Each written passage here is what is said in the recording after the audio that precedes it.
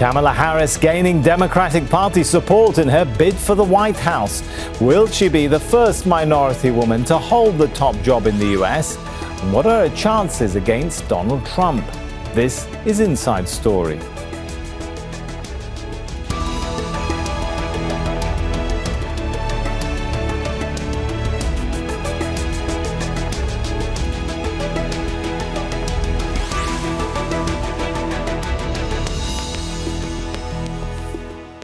Hello and welcome to the show. I'm Sami Zeidan. With less than 4 months before the US presidential election, Vice President Kamala Harris is all but guaranteed to lead the Democratic ticket.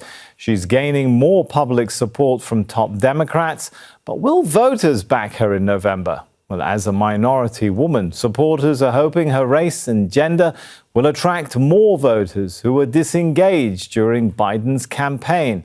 But will it be enough? Some critics say they're tired of identity politics. They argue the focus should be on the economy and high inflation. So how big of a role will race and gender play in the upcoming elections? How will Trump's team redirect its strategy? We'll bring in our guests in a moment. But first, this report from Katia Lopez-Odeyan.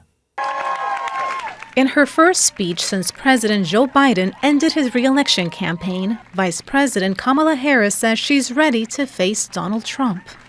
I took on perpetrators of all kinds. Predators who abused women. Fraudsters who ripped off consumers. Cheaters who broke the rules for their own gain. So hear me when I say, I know Donald Trump's type. Powerful Democrats like former House Speaker Nancy Pelosi are now publicly backing Harris in her bid to become the first female U.S. president. Harris's late mother was Indian. Her father is Jamaican. The party is hoping the race and gender of the 59-year-old will appeal to women and younger voters. Representing, African American, being a woman, I'm all for it. Democrats have for years relied on black voters and other minorities. But some feel their loyalty has been taken for granted. For over 60 years, black people have been voting for the Democrats, and we have nothing. We have no economics. Our communities are overran with violence. The black community has died under the Democratic leadership. Trump is also trying to court the black vote by highlighting the migrant crisis at the U.S. border. Millions of illegal aliens are pouring in and they're taking your jobs. The black community is being hurt more by the illegal aliens. You're down 6-7% from where you were just 3 years ago with me. In such a contentious time in American politics, many voters say the priority should be the economy. I think we're in a different, time period right now, climate with things, housing, food, transportation. All of that is not going the best for a lot of us young people. Now, months before the election, Harris and Trump are both fighting for independent voters and minorities. I think the question for Vice President Harris is not whether can a woman win the presidency. It's can Vice President Harris win. And there have been her approval ratings have not been great in office. Up until a few days ago, Democrats were preparing for the possibility of losing the presidential election. Now they're hoping a younger minority candidate will re-energize their base and win the White House in November. Katia Lopez-Odeyan, Al Jazeera for Inside Story.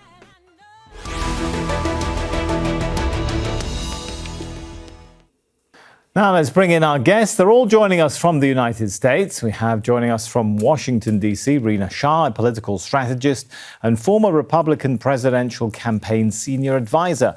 In Dallas, Texas, Rania Batrice, a Democratic Party strategist and former deputy campaign manager for Senator Bernie Sanders. Also in Washington, Nadia Brown, professor of government at Georgetown University and author of Sisters in the Statehouse, Black Women and Legislative Decision Making. A warm welcome to all of you. If I could start with Rania and ask this question. Rania, now that the Democratic heavyweights seem to have endorsed Kamala Harris, does this mean that the party nomination is a done deal? It's just a formality at this point. Well, she's certainly in the best position, I think, than anybody else that's being discussed currently. But I will also say that the DNC leadership is still discussing the process. I know the chair, Jamie Harrison, has announced that the nominee will be chosen by August 6th, but that doesn't mean there won't still be a process. But yes, of course, Vice President Harris is in the very best position of anybody being discussed. She's in the best position. Rina, do you think the Republican strategy has to change now if Kamala Harris is the presumptive nominee? Well, as of the time of this recording, she's amassed enough delegates to get the nomination. And as you know, barring some cataclysmic event, I think Republicans should expect that she will be the one that faces off with Donald Trump in 100-some days. And I think we are looking at a moment in history where a lot of people are feeling suddenly energized after months, if not years, of fatigue and frustration about our choices at the federal level, about why many leaders don't pass the baton more quickly. And regardless of where you are on the spectrum, I think there is a sense that hope is on the ballot in some ways. And look, Donald Trump also named his running mate at the RNC convention. That energized a number of younger Republicans out there too, because J.D. Vance is not even yet 40. So I think we're sitting in a better place than I expected we would be at this point in time. All right, Nadia.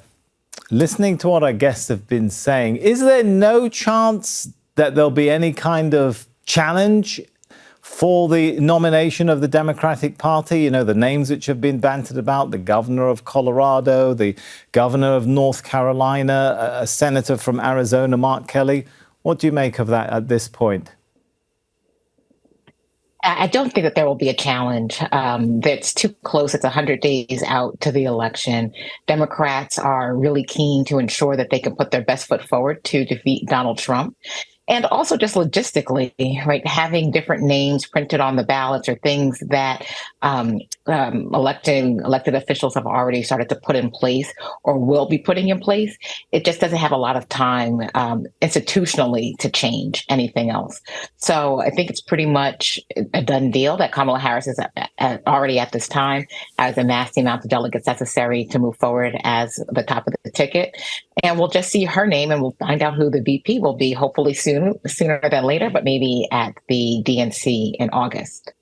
Rania, she's got to move then very quickly in order to stabilize and bring some calmness to the Democratic camp, which has been in turmoil, right? Can she pull it off?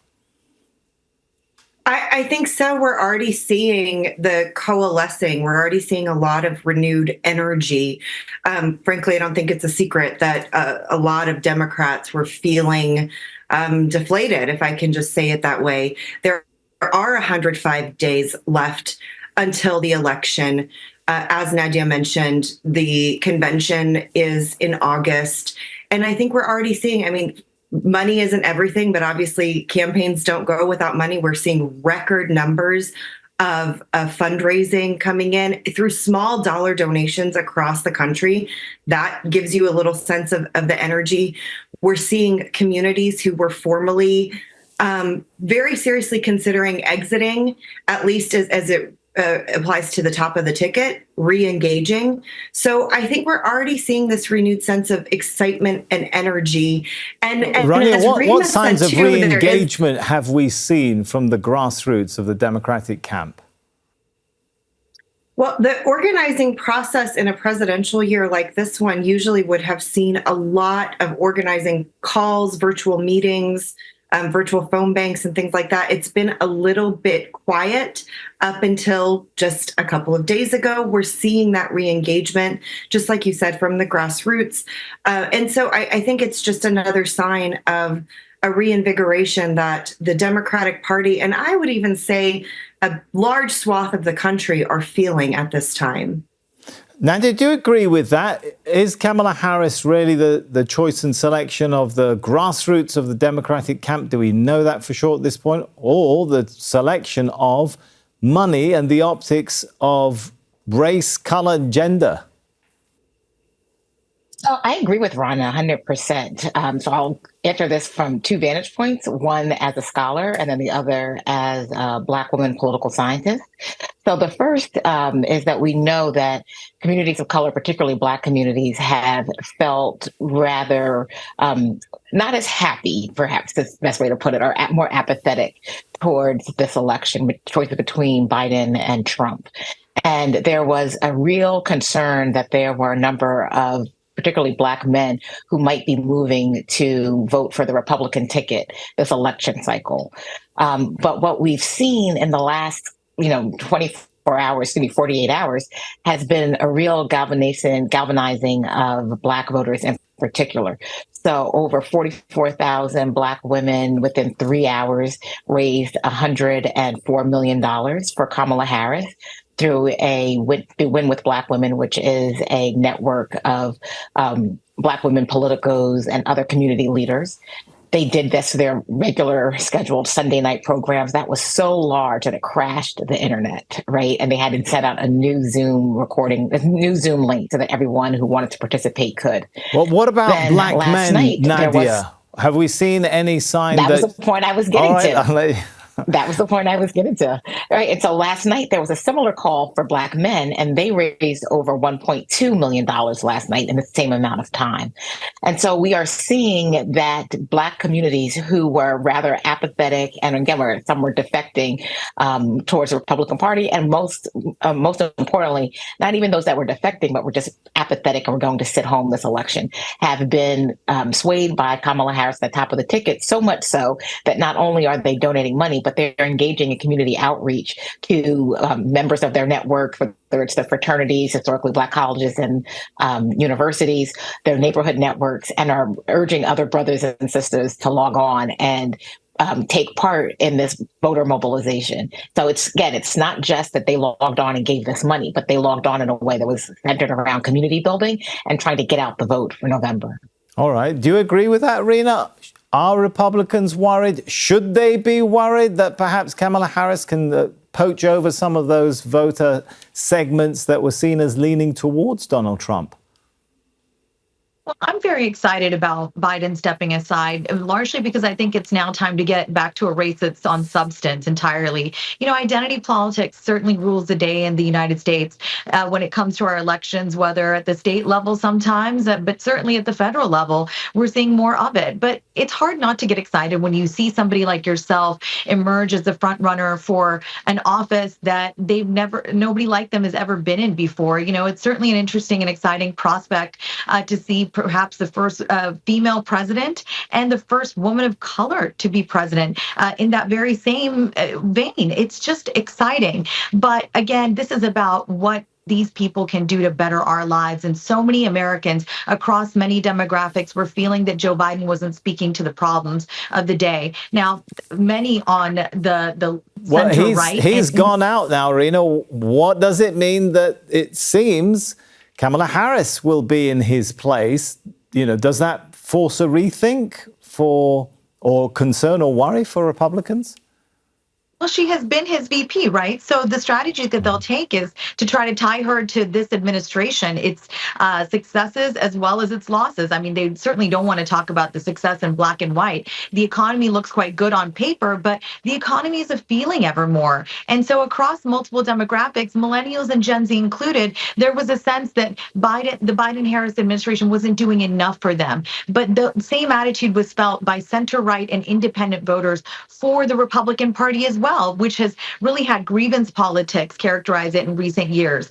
But look, talking about the state of the race right this moment, certainly Republicans should be nervous about these small donors coming to Kamala Harris's aid. It's really incredible that in 3 hours, Black women galvanized and raised $1.5 million for her. That's not a small thing. That's nothing to balk at. And I think that what Republicans need to worry about now moving forward is looking like they can speak to the problems of average everyday Americans, because Democrats are going to certainly take this line and push it forward. And beyond just Black voters, Kamala Harris stands poised to really have success with Gen Z, the very segment that delivered the White House for her and President Biden back in 2020. So she does well with young progressives. She's always done well with them, of course, but it's all about turnout. And so she certainly has to bring in enough voters to make up the deficit between her and Trump, because polling that I've seen, even after the RNC, still has them very much neck and neck, excuse me, and still a close race.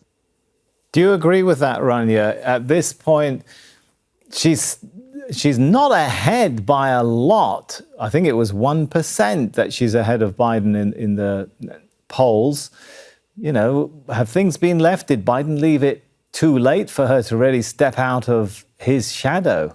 It's an easy target. Republicans just lump the two of them together. I don't necessarily agree with that. The vice president has already shown herself to be willing to deviate from the president on policy, not the least of which, of course, some of your viewers know I am first-generation Palestinian. So especially on the issue of Palestine and what's happening in Gaza, she's already shown a propensity to deviate from him, which I think is massively important. Of course, the Republicans are going to try to lump them together. If I were a Republican strategist, that's exactly what I would tell them to do. I don't know that it's going to stick. That being said, the vice president knows, and I believe her when she says that she wants to earn this nomination and she wants to earn the win. So she has a lot of work to do. This is not going to happen by accident. There is a lot of excitement and energy, rightfully so, right now. But she has a very important call right now that she has to do. She has to bring people in, both, you know, in her public appearances, talking about her vision for the future of the country and, frankly, the world.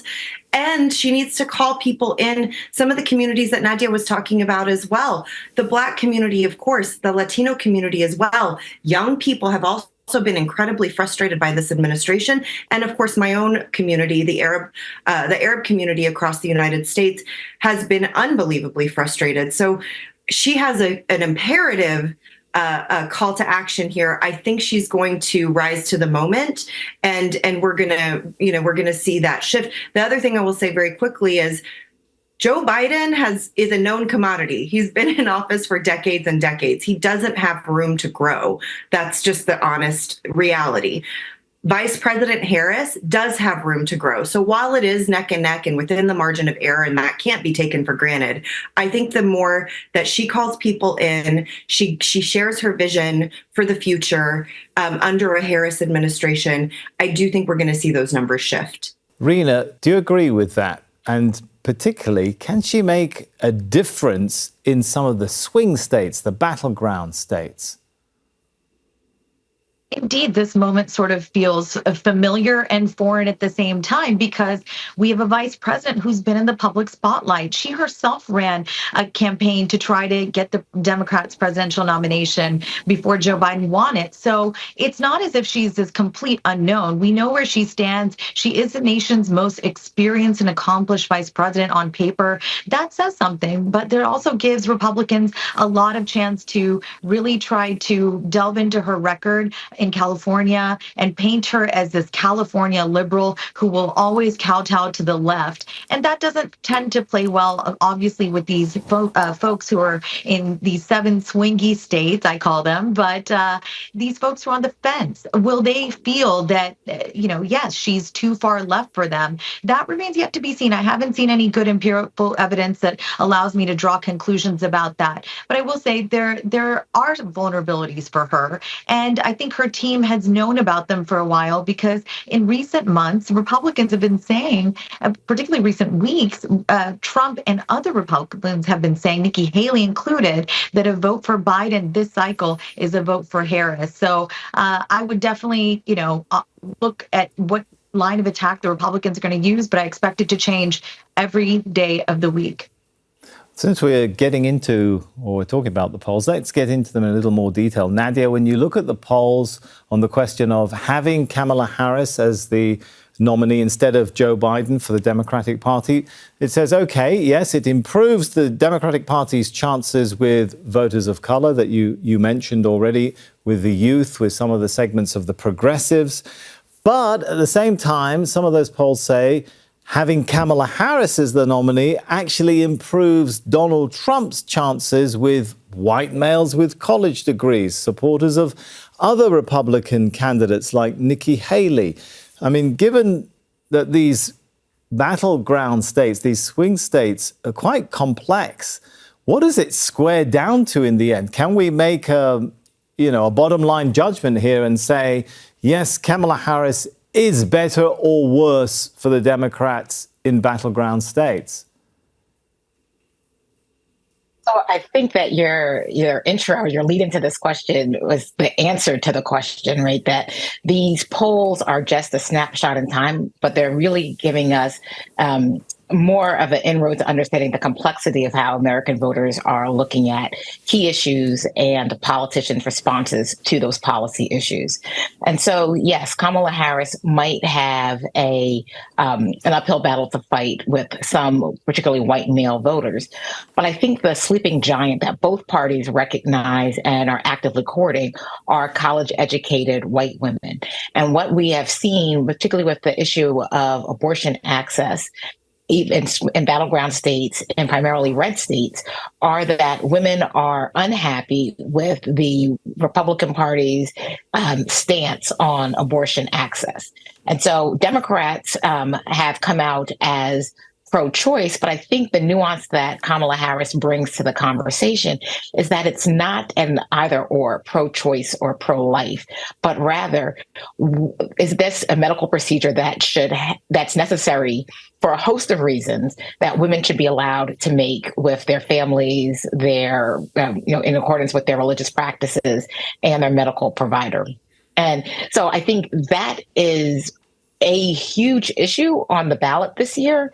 And without thinking about how women who are 50%, actually probably like 52, 51% of the American population are going to turn out to vote when issues of their body and bodily autonomy is on the ballot this year. And those are people who we've seen that polls have gotten wrong time after time, particularly in states that had referendums or constitutional amendments proposed, that polls just didn't get it right. And by the time that the election rolled around, then the votes were tallied, the American voters have repeatedly sided towards enshrining some access to abortion rights in their states.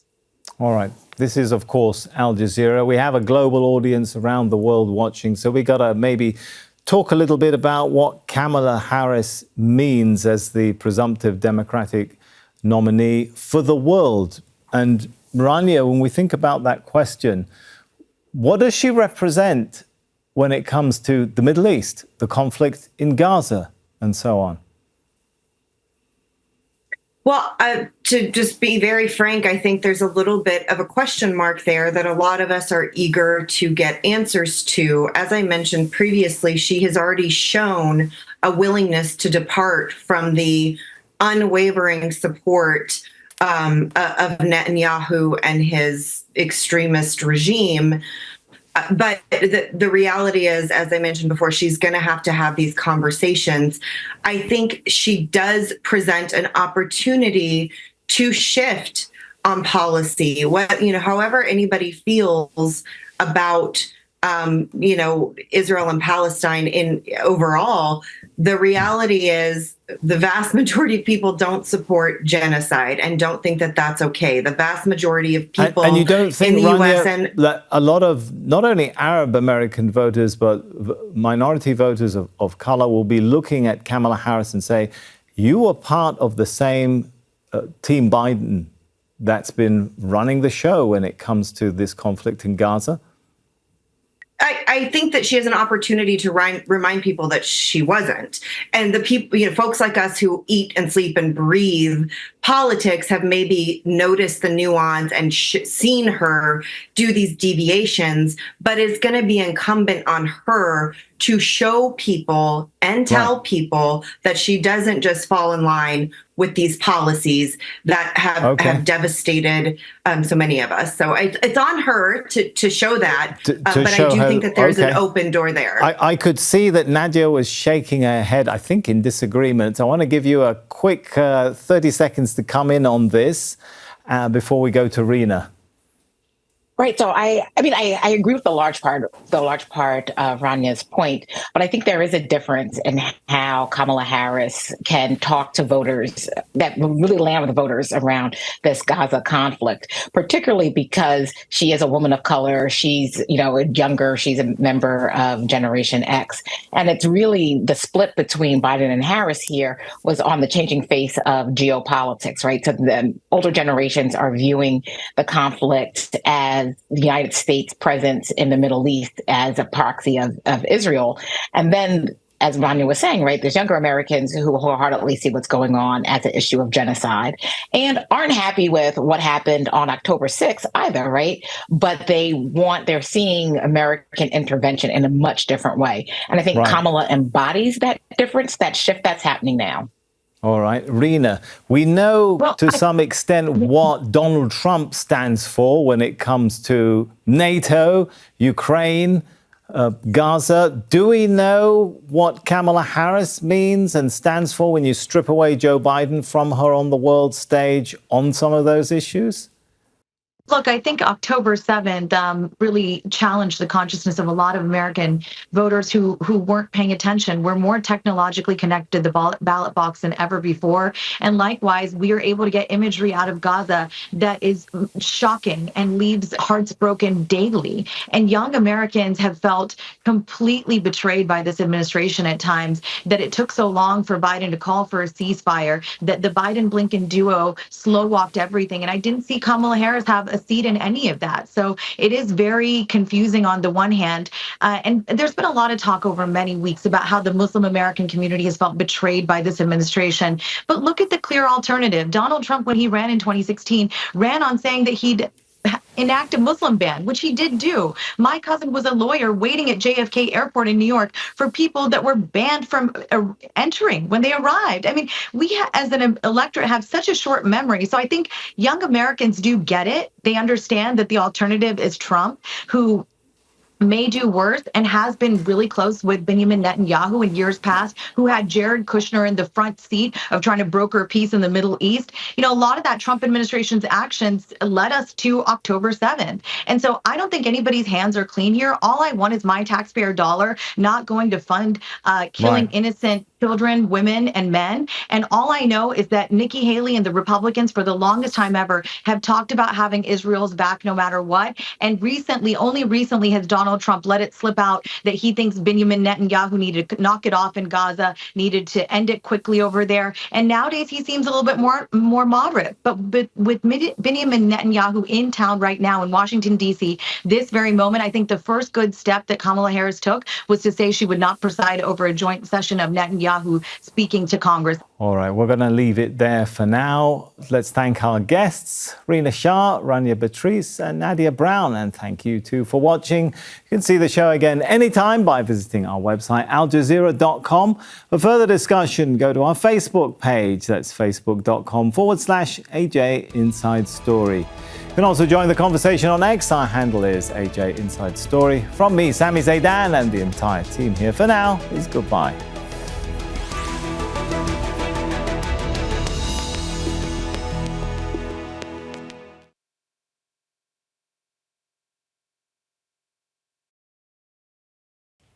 Make sure to subscribe to our channel to get the latest news from Al Jazeera.